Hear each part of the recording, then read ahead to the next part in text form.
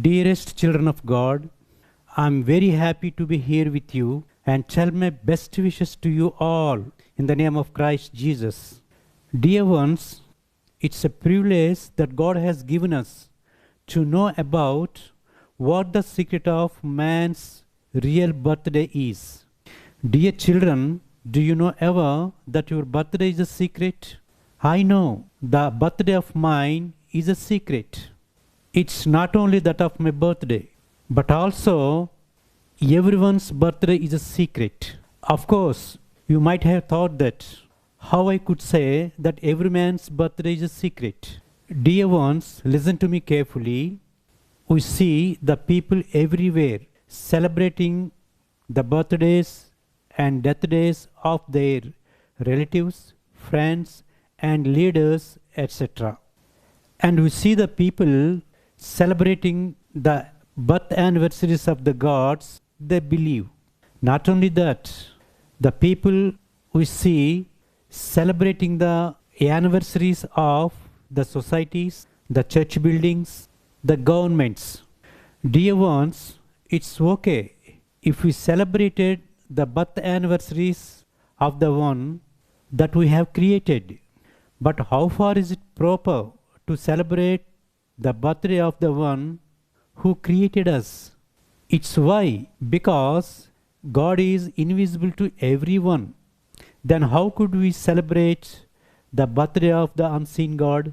So that, dear ones, before we think about the God, it is better for us to think about ourselves. Dear children, man's birthday is awesome. His life is unique. And his way of living is admirable, laudable. And it is really great for a man to dominate the nature from which he has been made. One should know that it's a great privilege for the one to be born with this body.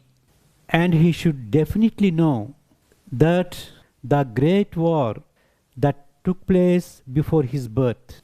Dear ones, listen to me carefully. For instance, if you take a mango tree in its yielding season, we see millions of flowers on it.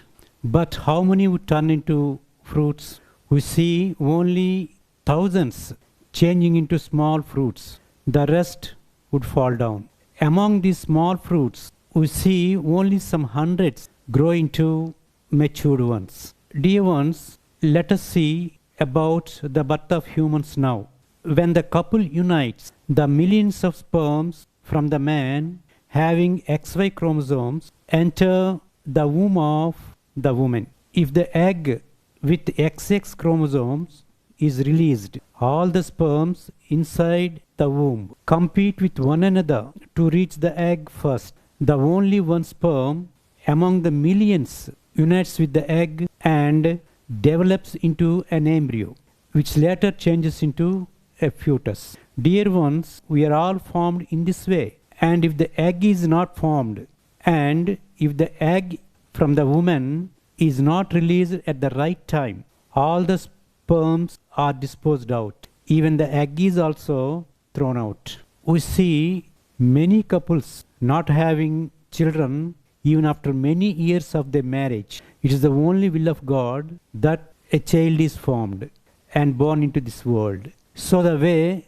the flowers on the trees fall down, many died even before they were formed. We also see many dying in the womb itself. So we have come out only after a great war. Even after birth, we have survived from many dangers and diseases. So, is it not a privilege for a man to stay alive after so many dangers? God made his son David rightly says in Psalm number 139, verse 14, I will pray you, I will praise you, for I am fearfully and wonderfully made.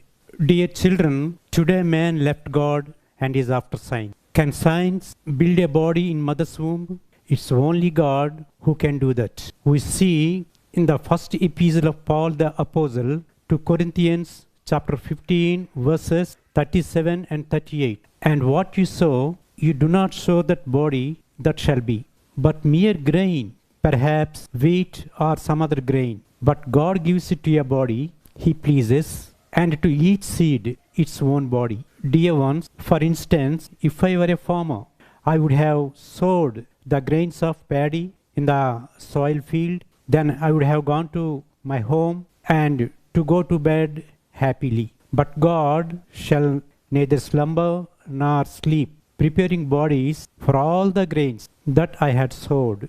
Dear ones, man is very impressed at the achievements of science. But what would he do when he loses his leg? Can science make a natural leg and replace it? No, he goes for an artificial leg because it's not possible for man to make original leg. Likewise, any part of the body, a heart, an eye, a kidney, etc., should be removed from other person and be transplanted into him. Why is man not able to make any organ?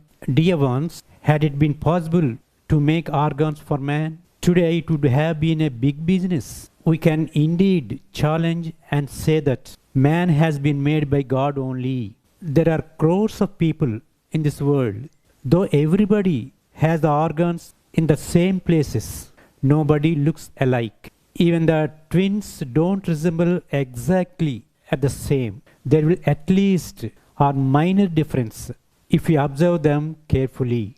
In the book of Job, chapter 37, verse 7 says, He seals the hands of every man, that all men may know his work. The world population today is about 650 crores. And if you observe the fingerprints of the people, not one matches with the other.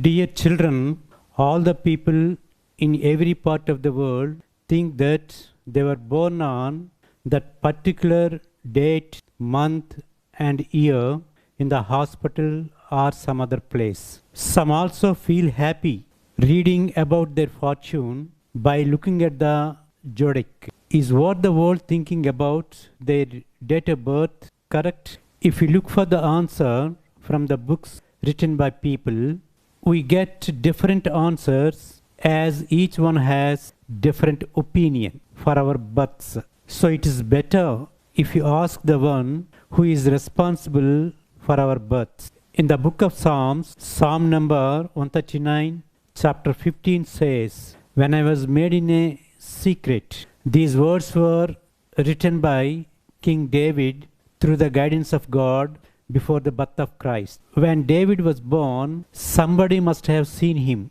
at least a midwife. So, why did he say, when I was born in a secret? But because these words were written in the Bible, it should be correct.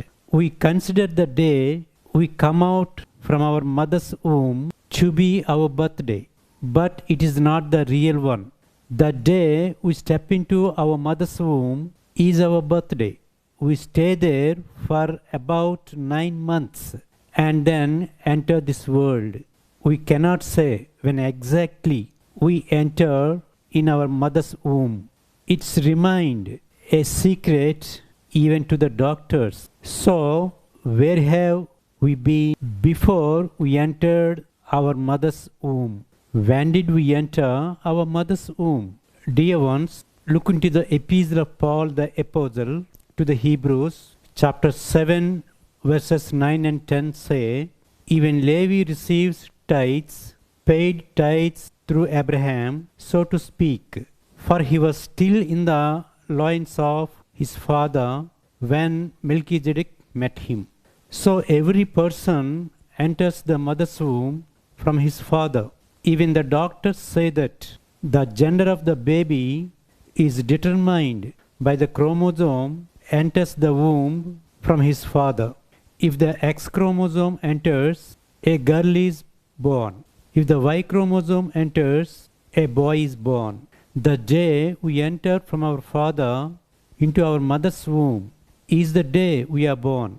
So, our birthplace is only our mother's womb, but not the country where we are born. That is what our Bible says. And one more reference I would like to tell you from the book of Isaiah, chapter 49, verses 1 and 5. Say, The Lord has called me from the womb, from the matrix of my mother. He has made mention of my name. And now the Lord says, who formed me from the mother's womb to be his servant? So our birth is a secret. Neither father nor mother knows about it. Mother knows about it after a month, from father through mother. Even when the doctor scans, she could not give the exact date. She can only give us the expected date for delivery of the child. Man could never know it because it is said by God that man's birth is a secret. This is a challenge from God. How much ever man tries, even in the coming days, man would be unsuccessful finding in it. Dear children, in the Bible, from the book of Psalms, Psalm 139, verse 16, King David spoke to God as, your eyes saw my substance at being unformed, and in your book they all were written, the days fashioned for me. It means our parents are able to see only when we are born into this world. But God saw us when we were still in the womb and saw the way it is constructed.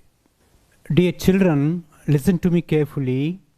When God's eye is upon us, when we are an embryo, will He not see where we are going and how we are leading our lives? Why is God omniscient, so particular about you? It is because you are His child and His very part. He has set a lifetime for you and sent you into this world. And King David, and he spoke as, in the Psalm 16, verse 5, O Lord, you are the portion of my inheritance. It means the one who is responsible for our birth and the birth of the world is a portion of our soul. Our great God has no birth and death. There is no beginning and an end for Him. In the same way, even we don't have any beginning and an end. Dear ones, when we are still in our mother's womb, He set a lifetime for us, that is, the time of birth and the time of death. It's also interesting to see that we wouldn't even know when we would die. That's a secret. You must be wondering why God hid the day of birth and day of death from us. There is no birth or death to our soul. Our days on the earth take us either to heaven, where our Father stays, or to the hell, which is also eternal. We will definitely be one of two places forever. This is your address, which is written in the Bible. It's up to you whether you believe it or not. So, instead of wasting your days in celebrating the birthdays and death days, it is better for us to know the purpose we are sent for and live the way of God wanted us to live and go back to Him. Do not waste the precious time given to you by God to prove your worth. Live in such a way that you would be useful to yourself, your family, your country. Dearly children of God, there are many more great things in the Bible which even the scientists could not find.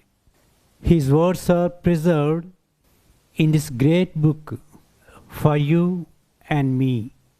Spare time in knowing and understanding them and living according to the will of God and enter into that great world